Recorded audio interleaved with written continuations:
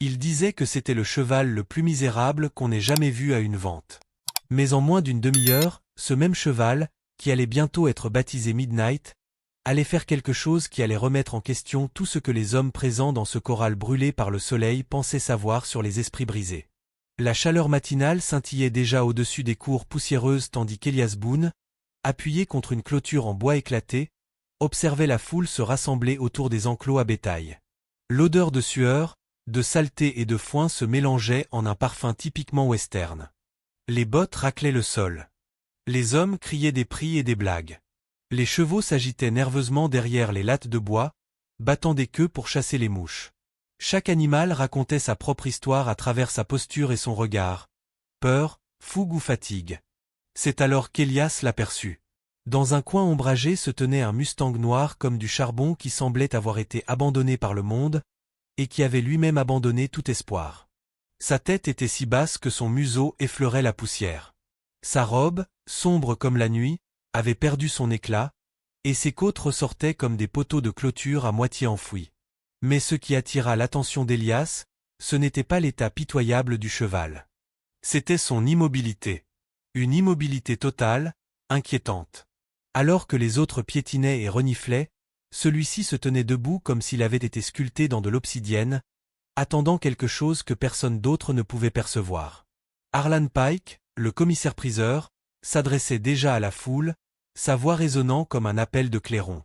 Les éleveurs passaient d'enclos en enclos, évaluant les chevaux d'un regard expérimenté, vérifiant leurs dents, fléchissant leurs membres. Lorsqu'ils arrivaient à l'enclos du Mustang noir, la plupart ne s'arrêtaient même pas. Quelques-uns lui jetaient un coup d'œil, murmuraient quelque chose à propos de nourriture gaspillée et de pois morts, puis passaient leur chemin. Elias s'éloigna de la clôture, poussé par la curiosité. Le cheval ne bougea même pas l'oreille lorsqu'il s'approcha. De près, Elias pouvait voir de légères cicatrices sur le cou et les épaules du Mustang, non pas des marques de fouet, mais quelque chose de plus ancien, de plus profond, le genre de cicatrices laissées par de longues batailles avec la nature sauvage. « Ne t'embête pas, Boone, » dit une voix derrière lui. Clara Duval, sa voisine au franc-parler, était apparue à ses côtés, les bras croisés. « Celui-là est un fantôme avec un cœur qui bat. Il est resté comme ça pendant des semaines, dit-on. » Elias ne répondit pas tout de suite. Il se contenta d'observer. Il y avait quelque chose de délibéré dans la respiration du cheval. Lente, régulière, contrôlée. Ses oreilles, bien que tombantes, remuaient au moindre bruit lointain. Et ses sabots, bien campés, équilibrés, prêts. Parfois, murmura Elias, ceux qui semblent les plus abattus sont simplement ceux qui ont appris à attendre. La voix chantante de Harlan retentit dans la cour. Le lot numéro 22. Mustang noir, 8 ans, vendu tel quel, où est-il? Les enchères étaient au mieux timides. Quelques éleveurs crièrent des chiffres par habitude plus que par intérêt. Le Mustang ne bougeait pas, ne clignait pas des yeux. « Est-ce que j'entends 50 » aboya Harlan. « Silence. 40 » Allez, les amis, un cheval est un cheval. Elias leva la main. « 50 » Clara lui attrapa la manche. « Elias Boone, tu as perdu la tête? Cet animal ne vaut même pas la corde pour le ramener à la maison. » 50, une fois, continua Harlan. De l'autre côté, une autre voix cria « 60 ». Elle appartenait à Jed Arrow, un homme tristement célèbre pour acheter du bétail bon marché et le faire travailler jusqu'à la mort. Elias Serra Las Macoiras. 75, dit-il.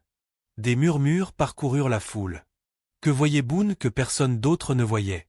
Jed fronça les sourcils, cracha et se détourna. 75, une fois, deux fois, vendu. Le marteau de Harlan s'abattit avec un claquement sec. Pendant un instant, rien ne se passa. Puis, alors que la foule se dispersait, le Mustang leva la tête.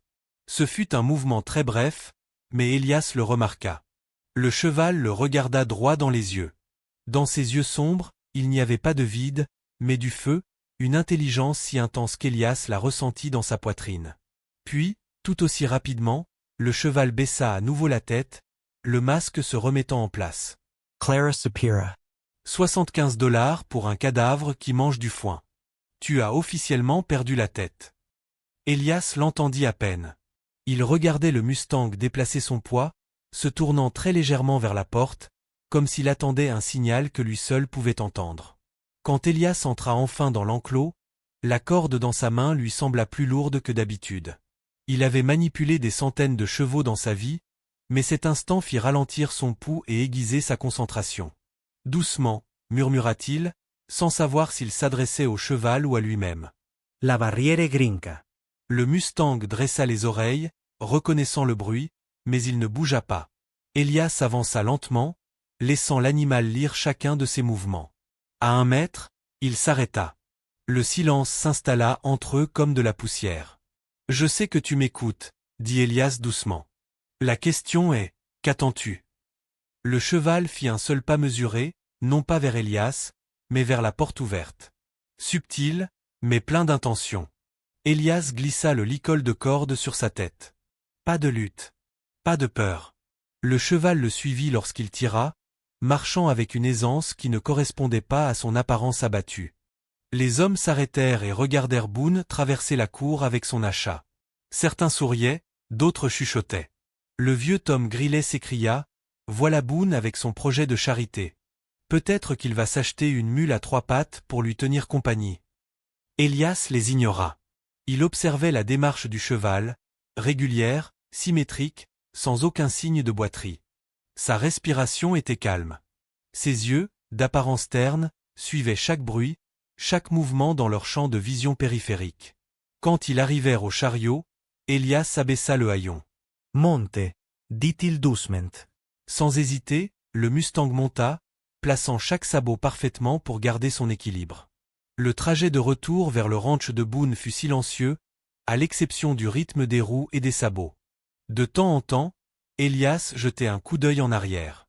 À chaque fois, la tête du Mustang était légèrement tournée, ses yeux scrutant le paysage comme s'il cartographiait chaque point de repère. Au ranch, Elias le conduisit dans une stalle vide. Au moment où ils franchirent le seuil, quelque chose changea. Pendant quelques secondes fugaces, le cheval leva la tête, les oreilles vers l'avant, les yeux balayant la grange avec une vive attention. Puis, aussi vite qu'elle était apparue, cette vigilance disparut, la tête retomba.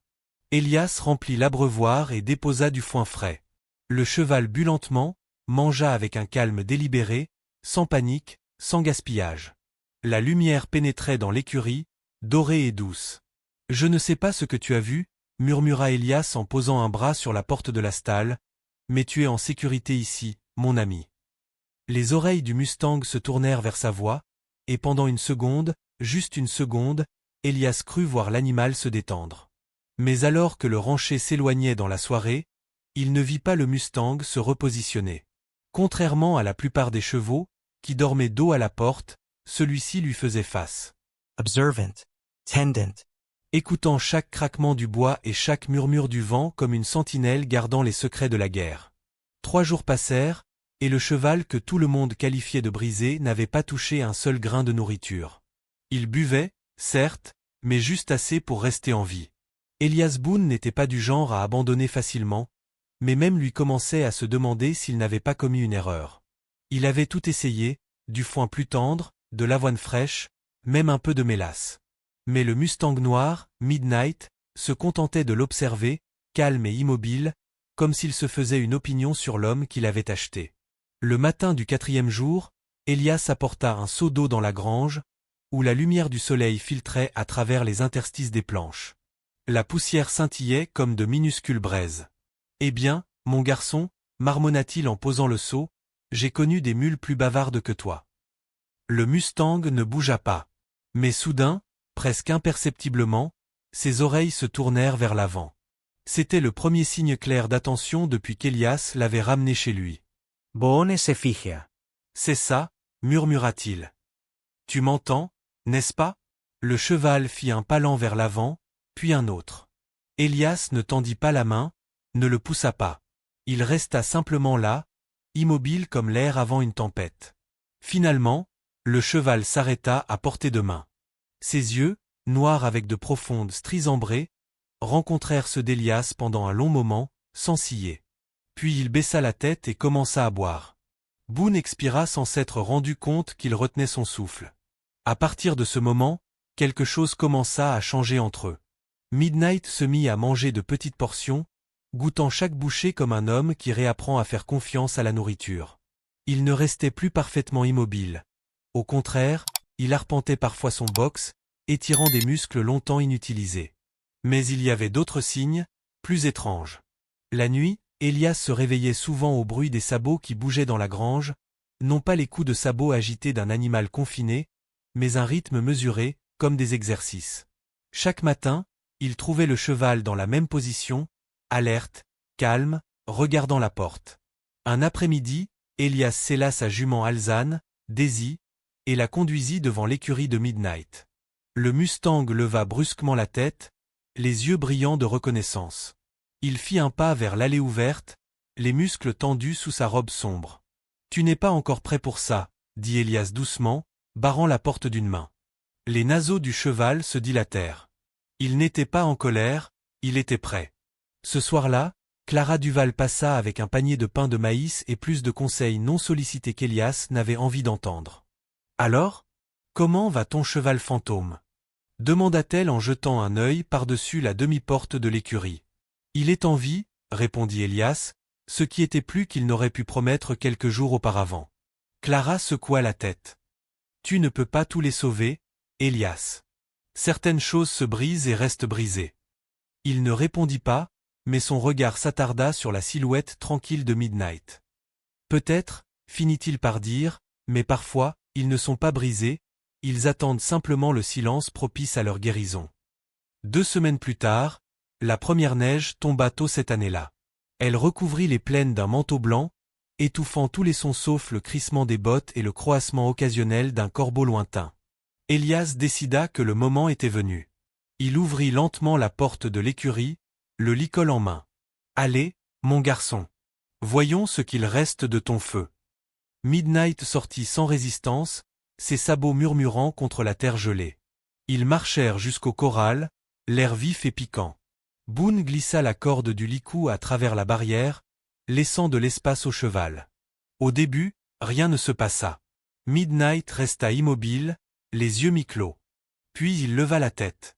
Son souffle formait de la vapeur dans l'air froid. Et soudain, sans prévenir, il se mit à courir. Il n'était pas sauvage, il était précis. Chaque virage, chaque foulée avait un but. Il pivotait sur ses hanches comme un danseur, soulevant des nuages de neige poudreuse. Le bruit était assourdissant, ses sabots frappaient le sol gelé dans un rythme parfait et discipliné. Elias était fasciné. « Tu n'étais pas sauvage, » murmura-t-il. « Tu avais été dressé. » Cette prise de conscience le frappa de plein fouet. Aucun Mustang sauvage ne se déplaçait ainsi. Midnight avait autrefois connu les ordres, il avait appris le contrôle, la coordination, l'obéissance. Mais dans quel but? Au bout de quelques minutes, le cheval ralentit, de la vapeur s'élevant de sa robe comme de la fumée. Il tourna la tête vers Elias, les yeux brillants d'une lueur qui ressemblait à de la reconnaissance. « Ça suffit, » dit doucement Boone. « Tu n'as rien à prouver. » Le cheval s'approcha de lui et s'arrêta. Pas assez près pour être touché, mais assez près pour inspirer confiance. Cette nuit-là, Elias ne parvint pas à dormir. Il s'assit près du feu, repassant les événements dans son esprit. Un cheval qui se déplaçait comme un soldat. Une créature qui surveillait l'horizon comme une sentinelle. Il y avait là une histoire, longue et difficile, mais aucun moyen de la demander. Le lendemain matin apporta une autre surprise. Le shérif, Duc Mallory, arriva à cheval avec 2 adjoints. « Bonjour, Boone, » dit Mallory en attachant ses rênes. « J'ai entendu dire que tu t'étais acheté un Mustang noir il y a quelques semaines. » Elias plissa les yeux. « C'est exact. Pourquoi ?» Mallory se frotta la machoire. On a reçu des nouvelles de Fort Laramie. Un cheval de cavalerie a disparu après un raid le mois dernier. Il est noir, avec une marque en forme de demi-lune sur l'épaule gauche. Boone sentit son pouce accélérer. Il jeta un coup d'œil vers la grange. « Vous voulez dire que c'est leur cheval ? » « C'est possible, » répondit le shérif. Le fait est qu'ils ont dit que le cheval avait disparu après avoir traîné son cavalier mourant sur 8 kilomètres à travers un canyon pour le mettre en sécurité. Puis il a disparu avant l'aube. Ils l'ont surnommé le cheval fantôme. Elias resta silencé. Ça vous dérange si je jette un coup d'œil? Demanda Mallory. À l'intérieur de la grange, Midnight se tenait aussi calme que jamais, mais ses yeux se posèrent instantanément sur les hommes armés. Le shérif s'approcha en plissant les yeux. Le voilà, dit-il en montrant la marque en forme de demi-lune à peine visible sous le pelage terne. Elias croisa les bras. S'il leur appartenait, il n'est plus leur propriété. Aucun cavalier ne revendiquerait un cheval qui a sauvé une vie et choisi sa propre liberté. Mallory Sapira. Ce n'est pas ma décision. Les ordres sont les ordres. Avant qu'Elias n'ait pu répondre, le cheval fit soudain un pas en avant, reniflant bruyamment, les oreilles dressées. Ce n'était pas de la peur, mais un avertissement. Les muscles de Midnight se contractèrent comme des ressorts. « Doucement, mon garçon », murmura Elias. Mais le regard du cheval se fixa sur l'un des adjoints, un homme grand avec une cicatrice sur la joue. L'adjoint se déplaça, mal à l'aise. « Shérif, dit-il à voix basse, ce sont les mêmes yeux. C'est lui. Elias se retourna brusquement. De quoi parlez-vous? L'adjoint déglutit. C'est le cheval de Dry Creek. Celui qui a traîné le lieutenant Voss hors de l'embuscade. J'étais là. Quand les Apaches sont revenus, il les a combattus, piétinant 2 hommes avant de disparaître dans le brouillard du canyon. Le silence s'installa dans la grange. Seul le bruit du vent faisant craquer le toit emplissait l'air. Mallory expira. Si c'est vrai, peut-être a-t-il mérité la paix. Nous dirons au fort qu'il n'a pas été retrouvé. Il souleva son chapeau et se retourna pour partir. Alors que les cavaliers disparaissaient sur le sentier enneigé, Elias entra dans l'écurie. Midnight se tenait tranquillement, respirant lentement et régulièrement, le feu dans ses yeux désormais plus doux. Tu portais des fantômes, n'est-ce pas? Dit Elias doucement. C'est peut-être pour cela que tu as cet air. Le cheval remua l'oreille, puis baissa la tête jusqu'à ce que son museau effleure la manche d'Elias. Pour la première fois, Boone tendit la main et la posa sur l'encolure du cheval. Les muscles sous sa paume frémirent, non pas de peur, mais de soulagement. Dehors, la neige se mit à tomber plus fort, murmurant à travers le ranch comme le son d'applaudissements lointains. L'hiver s'intensifia dans les plaines, recouvrant tout d'un silence blanc. Les jours raccourcirent, les nuits devinrent plus rigoureuses, et le monde se réduisit à la lueur des lampes et au rythme des souffles qui s'évaporaient dans le froid. Pourtant, dans ce silence, quelque chose d'inexprimable se développa entre l'homme et le cheval. Une confiance non exprimée, mais méritée. Elias Boone passait ses journées à s'occuper du ranch, à réparer les clôtures, à couper du bois et à surveiller son petit troupeau. Mais chaque matin, avant que le givre ne fonde, il se rendait à l'écurie et parlait doucement au Mustang noir qu'il avait baptisé Midnight. Le cheval levait la tête au bruit des bottes d'Elias, non plus méfiant, mais vigilant d'une autre manière, comme s'il mesurait la journée à l'arrivée de l'homme. À la mi-janvier, le pelage du cheval avait retrouvé son éclat. Ses côtes n'étaient plus visibles et ses yeux sombres et insondables, avaient recommencé à briller. Elias le remarqua la première fois que Midnight trotta librement autour du corral, soulevant la neige comme de la poudre d'argent. Il y avait de la fierté dans ses mouvements, une grâce stable et tendue que ni la faim ni le chagrin ne pouvaient effacer. Clara Duval passa un matin, enveloppée dans un châle doublé de fourrure, ses bottes crissant sur le chemin gelé. « Eh bien, je n'en reviens pas, » dit-elle en regardant le Mustang bouger. « On dirait que vous avez trouvé un miracle. » Elias surit faiblement. Ce n'est pas un miracle. Juste de la patience. Elle ricana. La patience ne redonne pas de muscle à un cheval qui a failli mourir de faim. Il jeta un coup d'œil à Midnight, qui s'était arrêté pour les observer de l'autre côté de la clôture. Non, dit-il, mais cela lui donne le temps de se rappeler ce que signifie vivre. Lorsque le dégel arriva enfin, ce fut soudainement. La neige disparut sous une vague de pluie, remplissant les ruisseaux et ramollissant le sol. L'odeur de la terre humide et du cèdre revint dans l'air. Elias décida que le moment était venu de monter à cheval. Il s'approcha du corral à l'aube, la selle sur le bras, la bride à la main. Midnight se tenait près de la porte, les oreilles dressées, les muscles ondulants sous une robe lisse qui reflétait la lumière dorée du matin. « Très bien, vieux soldat, » dit Elias. « Voyons si nous pouvons nous faire confiance jusqu'au bout. » Le Mustang ne résista ni à la bride, ni à la selle. Son corps ne se raidit qu'une seule fois, puis se détendit comme s'il se souvenait du poids. Élias serra la sangle et se hissa en selle. Pendant un instant, Midnight resta immobile, puis s'élança de lui-même, aussi fluide que l'eau qui coule. Le premier kilomètre fut calme. Boone laissa le cheval choisir l'allure, le guidant seulement légèrement. Le monde s'étendait devant eux, des collines verdoyantes sous une lumière nouvelle, quelques faucons tournoyant haut dans le ciel. L'air sentait le pin et la promesse. Puis, à une bifurcation du sentier, Midnight hésita. Il dressa les oreilles et leva la tête. Élias sentit immédiatement le changement, le cheval avait repéré quelque chose. Il suivit le regard du Mustang vers l'ouest, où une légère colonne de fumée s'élevait au-dessus des arbres. Doucement, murmura Élias en lui caressant l'encolure. Probablement des trappeurs. Mais Midnight refusait d'avancer. Au contraire, il renifla bruyamment et gratta le sol. Puis, avant qu'Élias n'ait pu l'arrêter, il fit demi-tour et se mit à trotter vers la fumée. Whoa! Midnight. Boone tira légèrement sur les rênes, mais le cheval ne ralentit pas. Sa foulée était régulière, déterminée, comme celle d'un soldat obéissant à un ordre mémorisé. Ils franchirent une crête surplombant une vallée étroite. En contrebas, un chariot gisait renversé près du ruisseau. Une femme était agenouillée à côté, agitant frénétiquement les bras lorsqu'elle les aperçut. Élias poussa le Mustang à descendre la pente.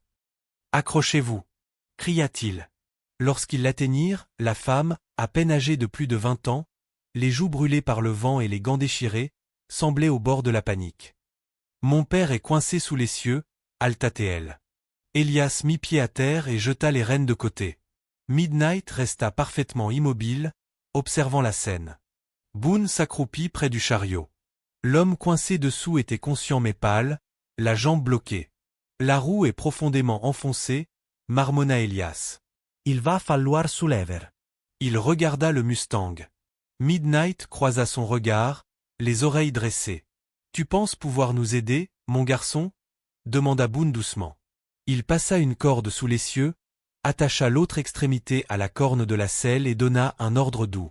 Midnight se pencha sous le poids, les muscles tendus, les sabots enfoncés dans la boue.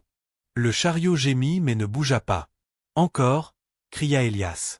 Le cheval tira plus fort, les naseaux dilatés, son souffle formant des nuages blancs dans l'air glacial. Le bois craqua, la roue bougea, et l'homme fut libéré. La femme poussa un cri et s'agenouilla près de son père. « Merci, merci. » Élias expira et essuya la boue sur son front. Il se tourna vers le cheval, qui se tenait calmement, la poitrine haletante. « Tu as bien travaillé, » dit-il doucement. « Vraiment bien. » La voix de l'homme était faible mais ferme. « Vous avez là un bel animal, monsieur. » Il se déplace comme s'il savait comment sauver des vies. Elias Surit Fablement. Peut-être s'en souvient-il. Ils aidèrent les voyageurs à installer leur campement et repartirent vers le ranch à la tombée de la nuit. Les plaines scintillaient sous une lune pâle, argentant la robe de Midnight jusqu'à le faire ressembler à une ombre vivante. Alors qu'ils approchaient de chez eux, Élias le fit ralentir au pas. « Tu savais avant moi que quelqu'un avait besoin d'aide, » dit-il, presque émerveillé. « Tu l'as senti, n'est-ce pas ?» Le Mustang remua une oreille, mais ne dit rien, bien sûr. Pourtant, Élias pouvait sentir sous lui le pouls de la conscience, la même vigilance qu'il avait vue le premier jour dans le corral. Cette nuit-là, alors que le vent soufflait dans les pins, Élias s'assit près de la porte de la grange avec une lanterne, observant le cheval se reposer. Midnight se tenait face à l'est, les yeux mi-clos, mais alerte même dans l'immobilité. « Tu portes des souvenirs, n'est-ce pas ?» Dit bonen doucement. Des hommes, des batailles, de la douleur. Mais peut-être est-il temps que tu portes la paix à la place. Pour la première fois, le cheval tourna la tête vers lui, non pas brusquement, ni avec surprise, mais lentement, délibérément. Et dans ce regard, Élias ressentit quelque chose qu'il n'avait pas ressenti depuis des années, de la compréhension. Le Mustang fit un pas vers lui, puis baissa la tête jusqu'à la poser brièvement contre l'épaule de l'homme. Cela ne dura qu'un instant, mais cela suffit. Élias leva la main et caressa le cou noir, la voix rauque. « Tu es chez toi, Midnight. Tu ne dois plus rien au monde. » Dehors, Le vent apportait le parfum léger de la terre qui dégèle et de la fumée de cèdre, l'odeur des fins qui pourraient, peut-être, être des débuts.